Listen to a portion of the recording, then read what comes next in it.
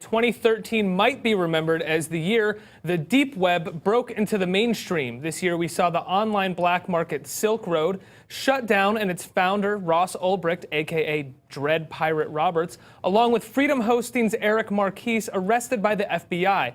But is it actually possible to shut down the deep web? Joining us now to discuss the darkest depths of the internet is actor and filmmaker Alex Winter, who is currently making a documentary about the deep web. And in the Hangout, we're joined by Time correspondent Jay Newton-Small, who co-wrote Time Magazine's cover piece about the deep web. So, Alex, you directed last year, Downloaded, this really acclaimed documentary about Napster, really sort of covered it with so much depth. It really covered the story of Napster. What did you learn while doing that documentary that made you want to start covering the deep web? The world that I got interested in, that got me interested in Napster, well preceded Napster. And what's great about this story, what's fascinating about the story of the origins of the deep web, is they go back to the beginning of the architecture of the web itself. They go back decades. And so, you know, I got onto the web, I'd say, significantly in the early 90s through the BBS movement, which is very similar to a lot of what's going on in the dark web today, which led me to Napster, Sean Fanning, Sean Parker.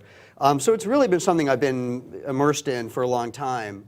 And this movie is really, in a way, a continuation of the dialogue that I started with Downloaded, which, as you and I talked about, was more, my fascination with Napster was much more about the birth of global communities online, and very little about file sharing or music or sort of those aspects of it. I think that's what's significant about Napster, was this sort of, you know, the very radical architecture that got built, that exploded, that allowed for hundreds of millions of people to be online at the same time. And the world has changed radically since then. The deep web is only, what it means is actually almost mundane. It really just refers to everything that's on the web that's unindexable, right, or just unindexed, whether consciously or unconsciously unindexed. It does not refer to drug markets, and that's what is actually more specifically referred to as the dark web.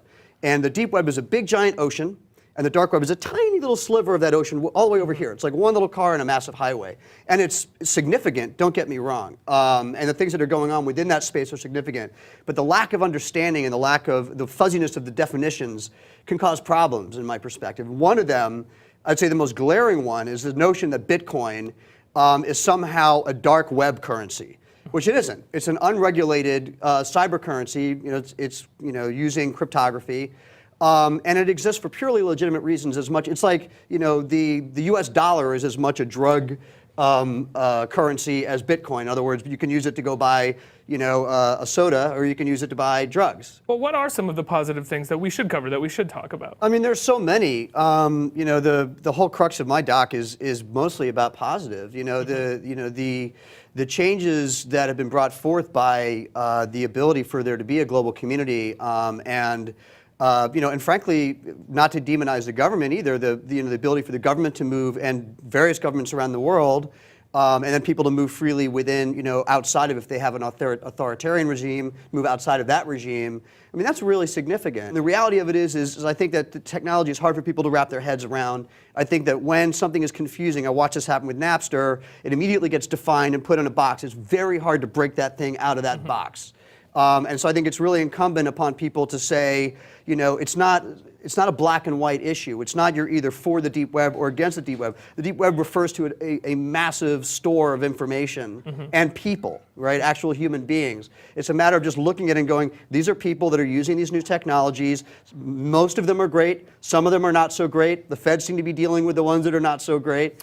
And we need to be able to understand and embrace these technologies. Jump in there. I think there's also a lot of confusion in Washington on how you actually regulate this stuff, because it is so far ahead of, you know, Washington. Washington's not very good at sort of dealing with technology.